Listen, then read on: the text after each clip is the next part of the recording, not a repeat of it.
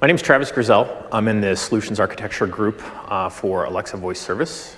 I've been with Amazon for just about 7 years. Spent most of that time in AWS, actually in Solutions Architecture as well. So I've been to reInvent many times. Actually, every time that we've had a reInvent, I've been here, either doing a session, a workshop, or even attending and sitting in the sessions as you are today. So very familiar with the format and really appreciate everybody taking time to come to this talk today. What I want to do is give a little bit of detail about Alexa, and first of all, why I joined the organization and where we see this technology going. So from our perspective, we believe that voice is the future. It's the simplest way for two high bandwidth beings to communicate with each other. And it's natural. It's something that we do from the time that we're in the womb. We're hearing, we're listening to voice. And it's a very easy, natural way to interact with technology as well. And so if we step back a little bit and we think about kind of from a hardware perspective, how voice interactions have evolved over time. You started kind of back with this unidirectional microphone. You think of like the old radios, things like that, where you have a single microphone, it's always on, the radio broadcaster is speaking into it, and somewhere out in the ether, people are listening to him talk. As you progress on into walkie-talkies and two-way radios, you come up with this push-to-talk paradigm. And the ability to have a built-in speaker so both of these parties can actually communicate back and forth.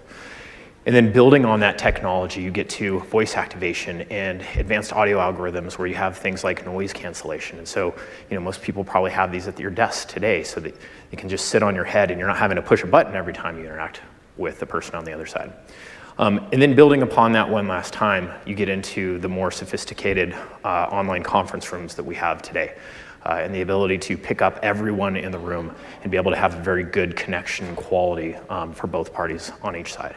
And so it's a combination of all these technologies, the noise reduction, the audio algorithms, the 360 degrees microphones that has enabled Amazon to create the very first Alexa-enabled device, the Amazon Echo. So we launched the Amazon Echo on November 6, 2014. And it's really a pretty simple device. It is a speaker, a microphone, and a network connection. And the real power of this is running in the cloud, called Alexa. You speak to it. I have one here today. Hopefully everyone has interacted with Alexa at this point.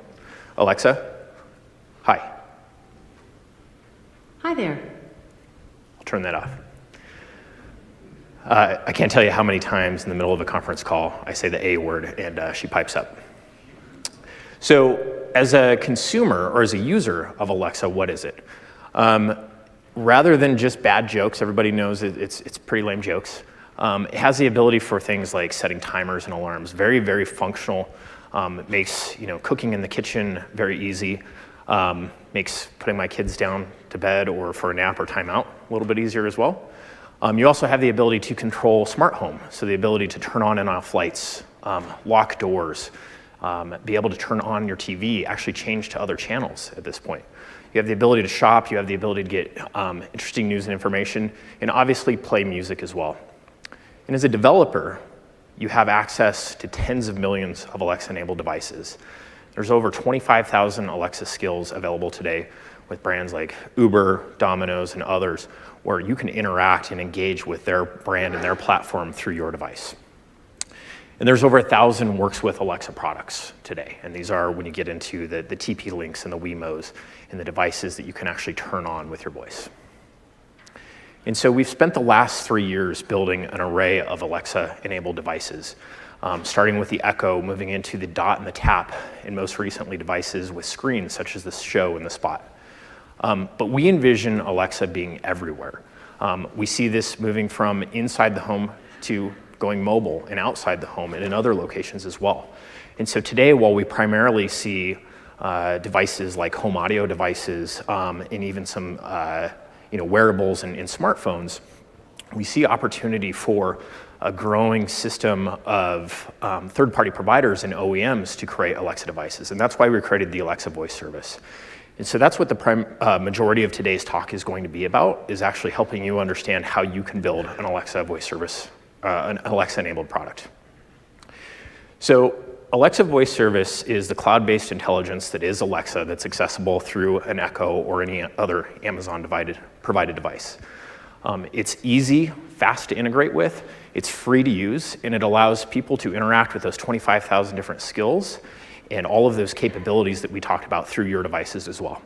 I have on the screen that we saw a moment ago, I also have a couple of devices up here on the floor, a few devices that we'll be showing in a workshop later on that are actually Alexa-enabled devices as well.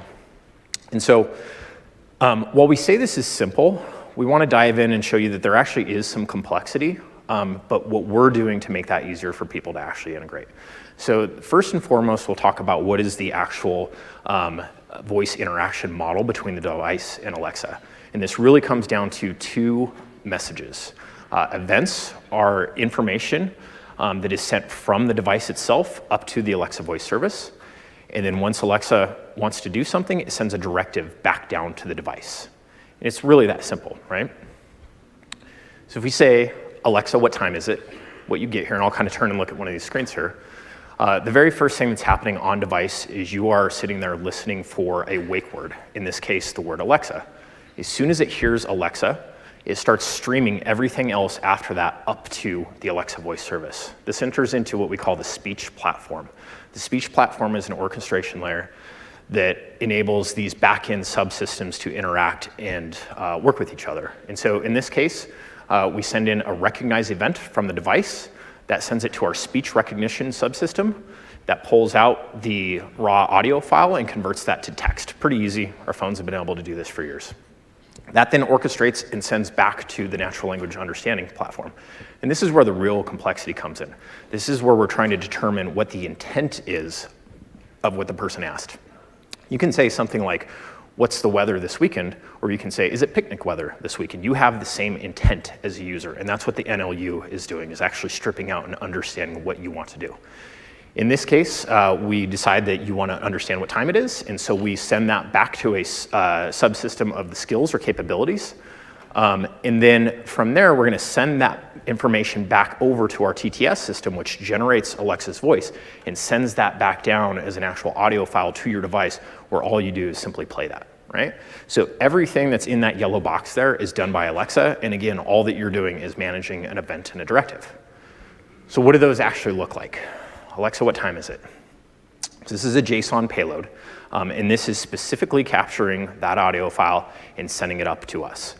On the other side, you have a directive. It's 1:15 p.m. That comes back down as a JSON payload. Anybody who's a developer and has worked through parsing this can understand how complex this actually is. And this is extremely simplified in this case. There's actually a lot more that's happening. To give you an example of that, let's take an example of setting a timer. Alexa, set a timer for 10 minutes. In this case, you have a recognize event coming up to us that's saying, set a timer for 10 minutes. You run through that subsystem that we talked about, the orchestration layer, the speech recognition, the NLU, the TTS, all of that. Alexa starts to say, 10-minute timer starting now. You get a speak directive back down.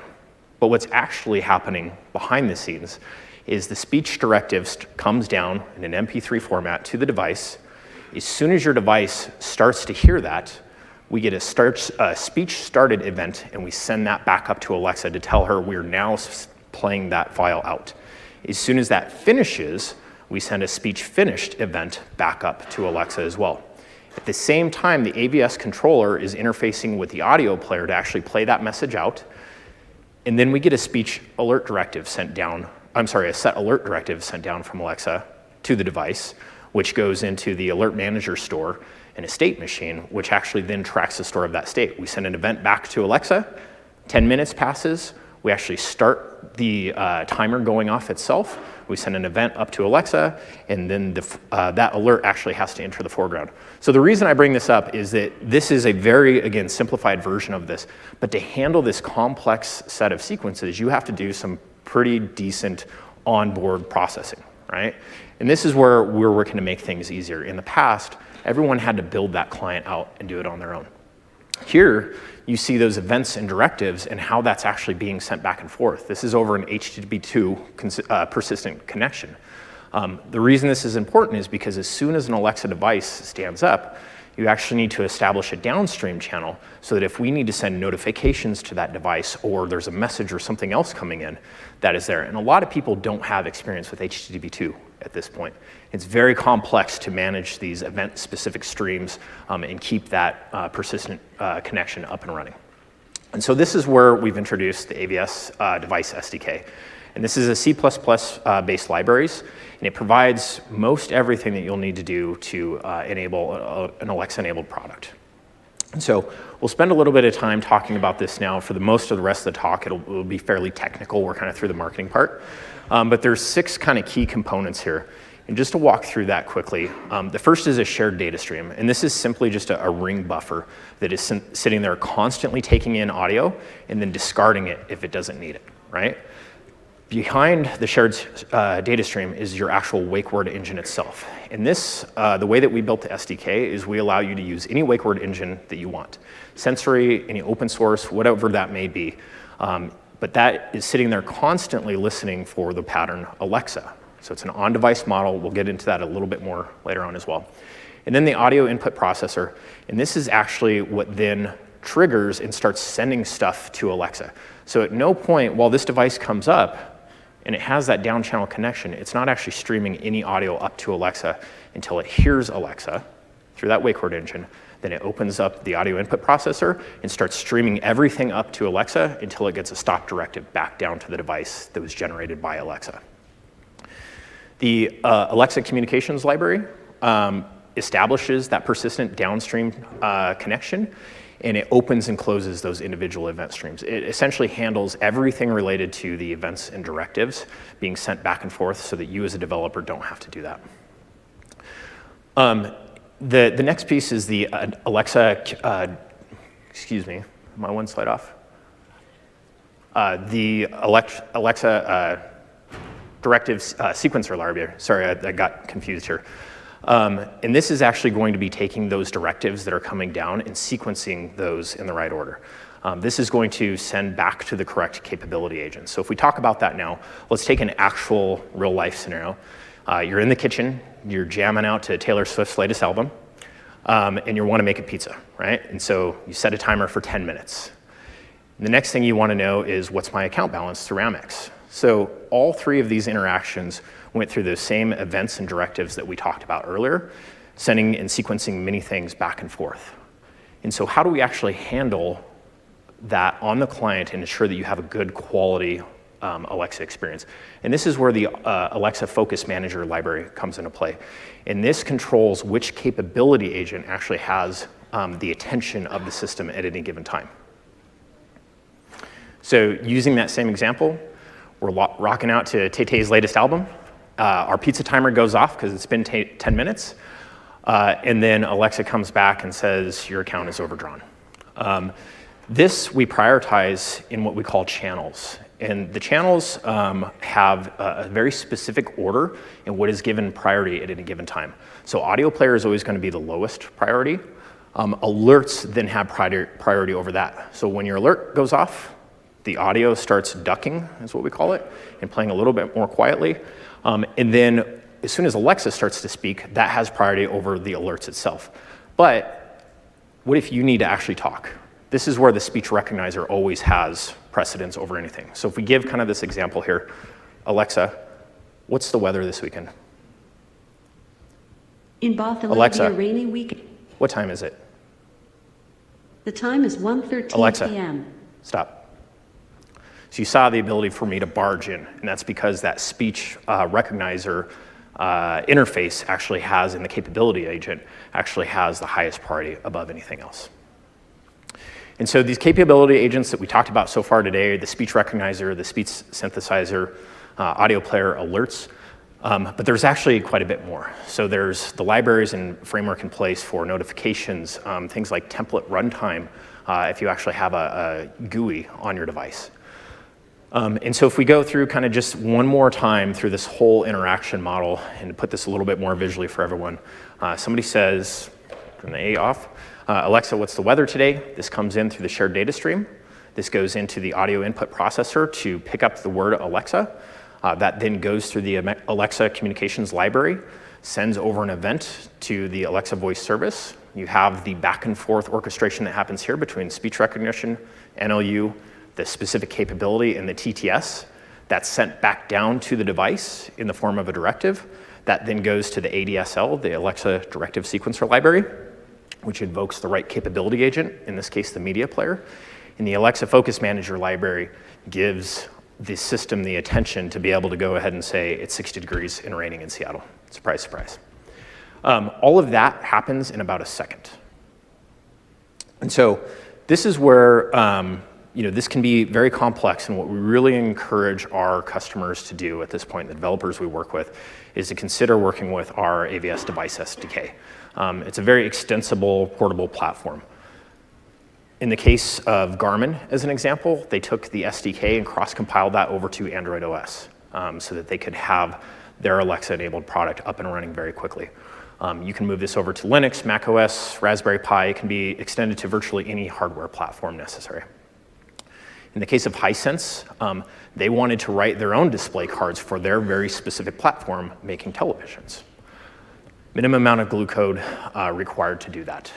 In the case of Sonos, they use the SDK, but being who they are and the experts in the music and media player space, they use their own specific media player.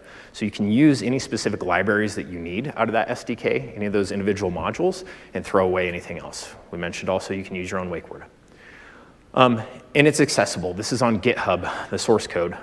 There's no cost to actually use this. You can prototype, you can implement it completely for free. And you have the ability to enhance this for your very specific product. If you're building a navigation unit, we go back to those channels and what you give priority to. Maybe you want to give navigation commands higher priority than something else.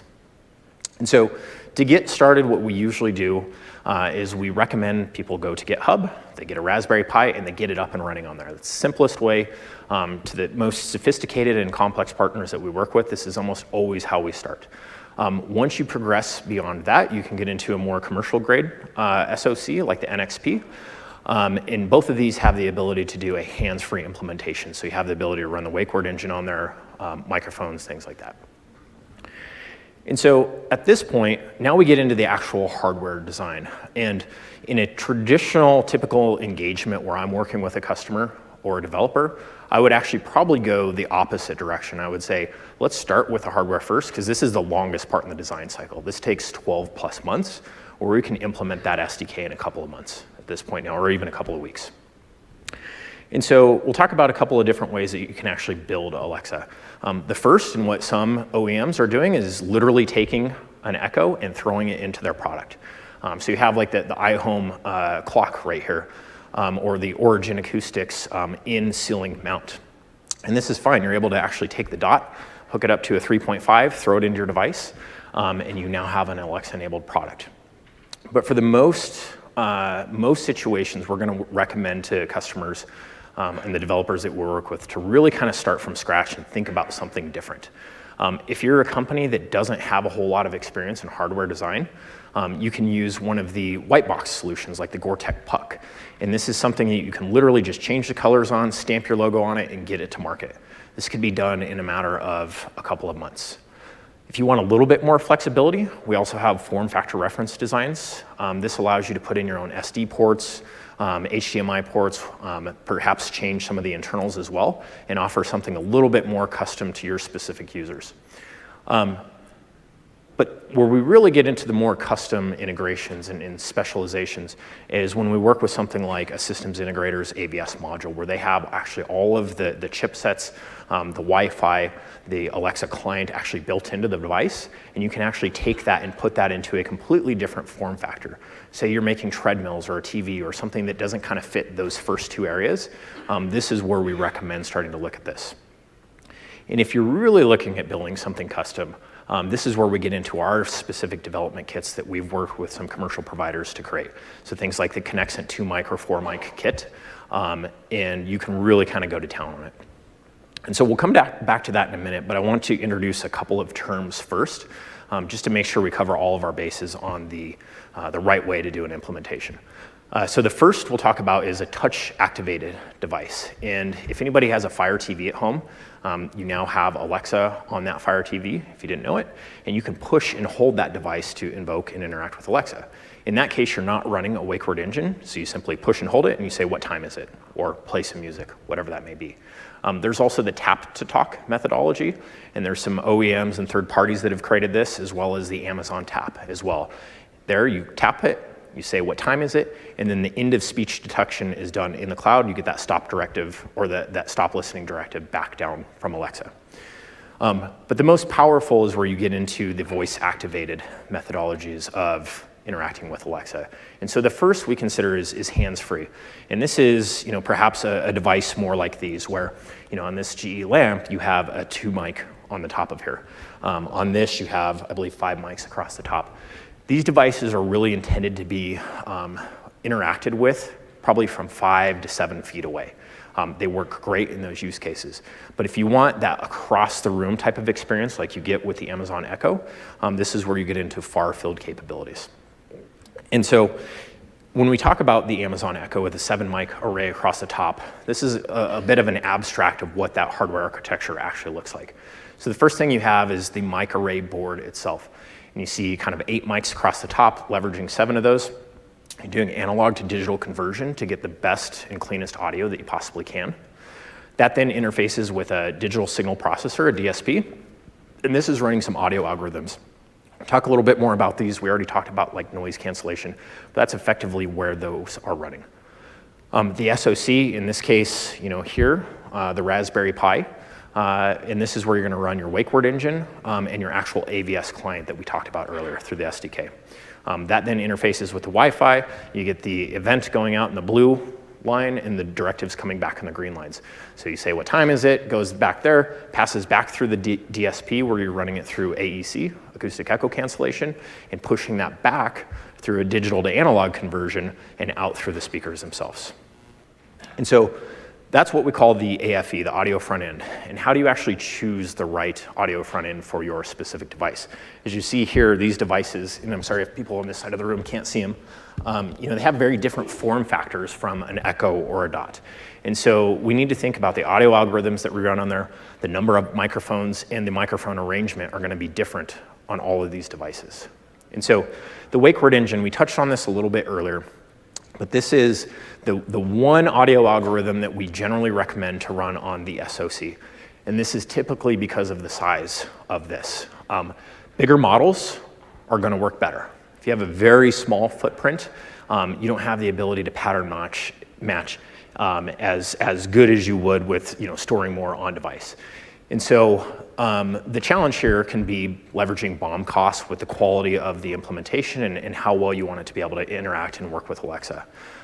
There's also a capability we have called cloud-based wake word verification, where instead of taking everything said after Alexa, you back up 500 milliseconds and you actually take Alexa as well. You ship that up to the cloud, and we do a second pass on that to make sure that Alexa was actually said. And this gets rid of what we call false accepts. Basically, when you didn't say Alexa, but the device wakes up because it thought you said Alexa. And so it's very specifically working between the model size and the wake word engine running on the device and things like cloud-based wake word verification to make sure that you have a good quality experience. Noise reduction, we talked about. Signal to noise ratio, SNR. This is something that actually removes the background noise. So here in the room, there's people breathing, there's weird, vibrations off the wall, there's cameras going off. This is your noise in this case. My voice is the signal. And to have a good accuracy and be able to interact with Alexa in a quality way, you need to have a high signal to noise ratio. And so as that background noise goes up, you're going to have a tougher time hearing it. Think about going mobile and you're in a street or in a car, and there's all the noise variations that you might have there. So the noise reduction algorithms do their best to turn out those specific frequencies, maybe focus in on the specific voice that you've heard. Acoustic echo cancellation, we talked a little bit about this running on the DSP as well. This is the scenario where you're on your laptop using a conferencing system, and you have 5 people on there, and somebody's voice all of a sudden starts echoing. It's because the speaker is playing out, and their microphone is capturing it and pulling it back in and starts kind of reverberating through everybody's system. And so we implement acoustic echo cancellation, or we work with our customers too. And this is essentially taking all of the audio, whether that's Alexa's voice or whether that's the music itself, and passing that into the DSP so that we can cancel that out. And this is what gives you the ability to say, Alexa, play some music. Here's a station you might like, Dead Mouse, It's a little from risky. Amazon Music. Alexa, stop. So it's through that acoustic echo cancellation where it's feeding all of that music back through there to then allow me to barge in. Beamforming is another one, and a lot of people have probably seen this before. I like this graphic right here, but it's essentially allowing the device to hone in on where the actual voice is coming from. So as my speech waves come across the top of the device and across these 7 microphones, we're able to point a line from the last microphone that heard the wave back to the first microphone to then be able to turn up the gain on those specific mics. And so if you've seen this before, this is the Alexa, and then you can kind of see over here where it's following me around the room, right? That's beamforming. And with beamforming, orientation matters a whole lot. We talked earlier about like the Origin Acoustics or other devices that you're taking it and flipping it onto a wall or you're putting it into a ceiling. Beamforming is tuned to work at a very specific angle and with this very specific mic array as designed. And so in the case of something like an Echo or a Dot, it's typically intended to be placed on a tabletop and you're interacting with it at about a 15-degree angle from 360 degrees. The moment that you put that up into the ceiling or you've put that onto a wall, beamforming effectively stops working at that point. And so while it may work fine if you're on your own and you're in a room and it's pretty quiet, the moment that you get some background noise or some other variables in there, you're gonna have a really tough time interacting with that device. And so now we talk about microphone arrangement. And typically, when I am interacting with our OEMs, the first question they ask is, how can I get the 7 mic array that's in an Echo? That may not be actually your best bet for the reasons that we just talked about. If you have a wall-mounted device, not only will that be additional BOM costs that you don't need to absorb, but a 2 mic actually may perform better than a 7 mic in a very specific scenario where it's wall-mounted and facing out and trying to capture audio from 180 degrees. The moment that you take this device and you put that up against a wall, you're now catching the voice reflections off the back of the wall into the back of the microphones, and you're losing that beamforming capability. So microphone arrangement does matter. In the case of like a touch-activated device, a single mic is totally fine.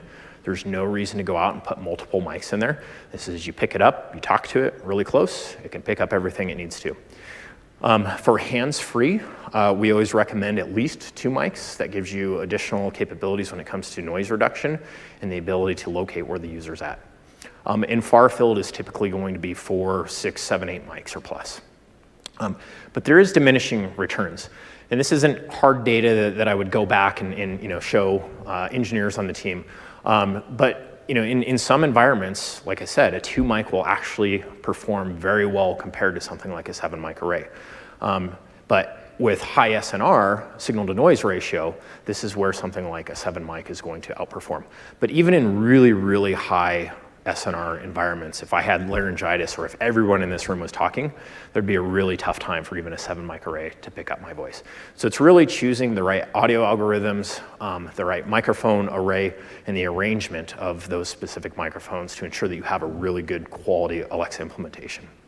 And so we're working with our OEMs and other commercial manufacturers of these types of devices to build development kits to make this easy. We started with something, just a single 2 mic Connexent kit, and have kind of grown that out since then.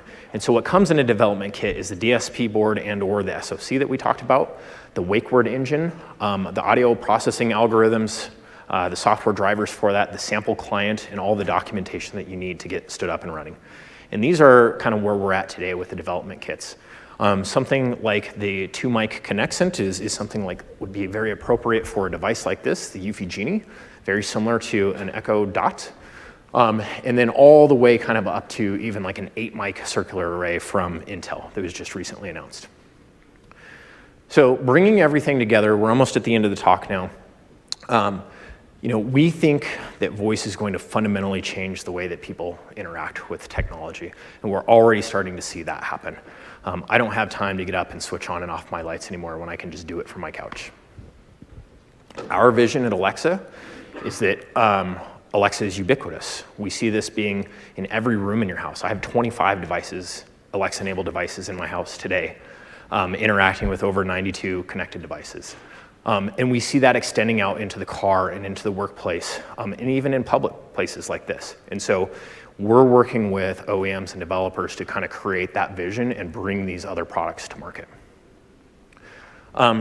In Alexa, as a company, Alexa provides the ability for people to interact with your device in completely different ways. If you think about Sonos in the past and being able to pull up your controller and play music, now you can actually just speak to your Sonos and actually have that music play out.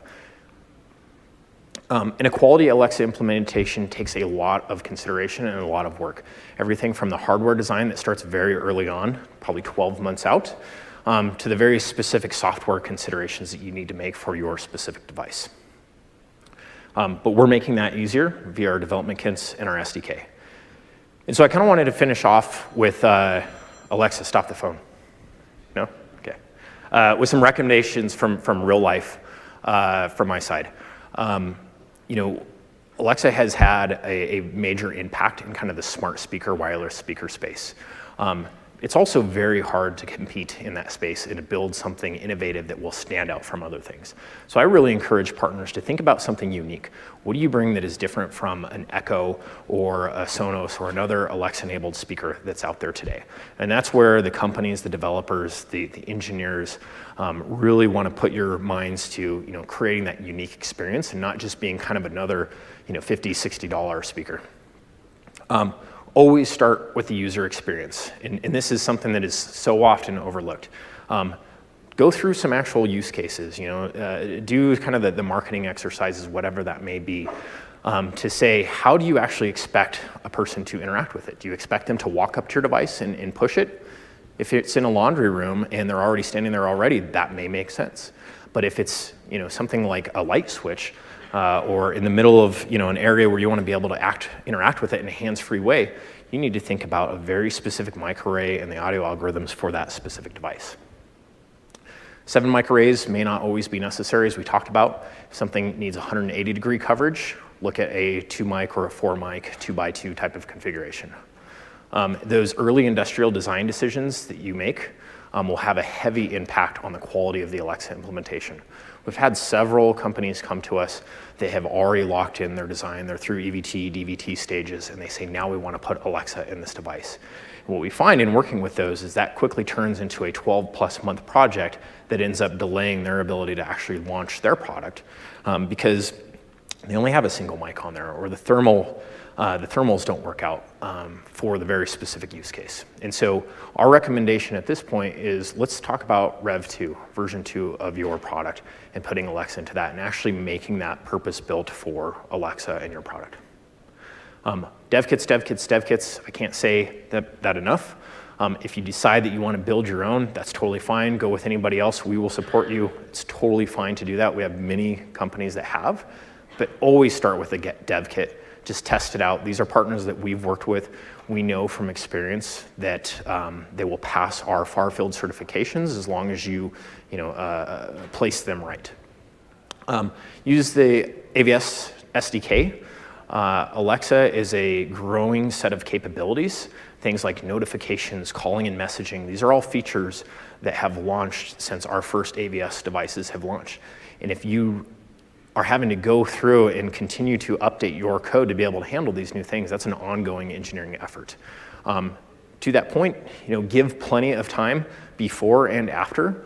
We see engagements take anywhere from 2 to 12 to even 18 months, depending on the complexity of the integration and what you're trying to do. Leave headroom for those new capabilities. Something like calling and messaging, even notifications. This is going to require more processing, more RAM on device. And if you're already maxed out on your CPU capabilities, you won't have the ability to add those new Alexa features. Be prepared for AVS certification. We do have a process in which we go through and we test for, does this align to our UX guidelines? Functionally, does this meet what we call our functional design guidelines? Things like every single hands-free Alexa device must have a ability to disable the microphones and the ability to manually interact with Alexa in case they can't barge in. And so those are the type of things that you have to make sure early on, especially in your ID process. And all the way to the way that the far-field performance works. If your device is constantly waking up when it's not being spoken to, or vice versa, when you are speaking to it and it's not waking up, we test for that, and we have very specific criteria for how that should operate to be sold and promoted through us. Engage with our team.